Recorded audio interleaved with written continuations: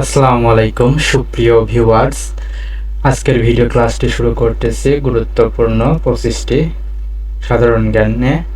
আজকের যে সাধারণ জ্ঞানগুলো বিসিএস, প্রাইমারি, আগত নিবন্ধন এবং যে কোনো সরকারি চাকরির জন্য গুরুত্বপূর্ণ।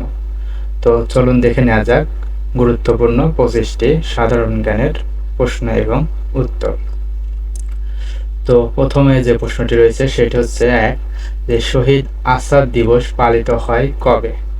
এর সঠিক উত্তর হবে শহীদ আসাদ দিবস পালিত হয় 20 জানুয়ারি। প্রশ্ন নম্বর 2, পাল শাসন আমলে ঐতিহাসিক পুরাকীর্তি জগদ্দল বিহার কোন জেলায় অবস্থিত? জগদ্দল বিহারটি নওগাঁ জেলায় অবস্থিত। প্রশ্ন নম্বর 3, বাংলাদেশ পরমাণু কৃষি গবেষণা ইনস্টিটিউট বিনা কোথায় অবস্থিত? তাহলে বিনা অবস্থিত ময়মনসিংহ। প্রশ্ন নম্বর 4, বঙ্গবন্ধুকে নিয়ে লেখা প্রথম পূর্ণাঙ্গ এনসাইক্লোপিডিয়ার নাম কি? প্রথম এনসাইক্লোপিডিয়া হচ্ছে মুজিবপিডিয়া। বঙ্গবন্ধু স্মৃতি ভবন কোথায় অবস্থিত? সঠিক উত্তর কলকাতা। মুঘল বংশের প্রতিষ্ঠাতা কে? মুঘল বংশের প্রতিষ্ঠাতা বাবর। শহীদ মুক্তিযোদ্ধা শাফি ইমাম রুমি মুক্তিবাহিনীর কোন গেরিলা দলের সদস্য ছিলেন? সঠিক উত্তর ক্র্যাক প্লাটুন। প্রশ্ন 8, বাংলাদেশের সবচেয়ে উঁচু পর্বতশৃঙ্গের নাম কি? বাংলাদেশের সবচেয়ে উঁচু পর্বতশৃঙ্গের নাম তাজিং ডং। বাংলাদেশের সবচেয়ে দক্ষিণের জেলা কোনটি? বাংলাদেশের সবচেয়ে দক্ষিণের জেলা কক্সবাজার।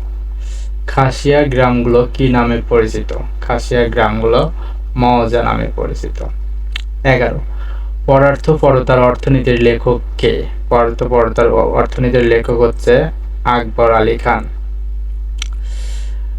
প্রশ্ন নম্বর 12, বাংলাদেশে শীতকালে কম বৃষ্টিপাত হয় এর কারণ হচ্ছে ক, উত্তর পূর্ব মৌসুমী বায়ুর শুষ্ক মৌসুমী বায়ুর প্রভাব। তো এরপরে চলুন দেখে নেওয়া যাক প্রশ্ন নাম্বার 13, যে বাংলাদেশ কতবার স্বস্তি পরিষদ তথা নিরাপত্তা পরিষদের সদস্য লাভ করে? উত্তর ক, 2 বার। এরপরে প্রশ্ন, সক্রেটিসকে হেমলোক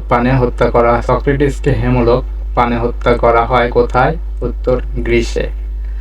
আন্তর্জাতিক পরিবেশ দিবস পালিত হয় 5 জুন। শ্রীলঙ্কার রাজধানী কোথায়? উত্তর শ্রীলঙ্কার রাজধানী কলম্বো। পৃথিবীর কোন সাগরে মানুষ অনায়াসে গা ভাসিয়ে থাকতে পারে? মানুষ গা ভাসিয়ে থাকতে পারে মৃত সাগরে। জাতিসংঘের স্থায়ী সদস্যগুলো হলো খ, ফ্রান্স, রাশিয়া, যুক্তরাষ্ট্র, ব্রিটেন ও চীন।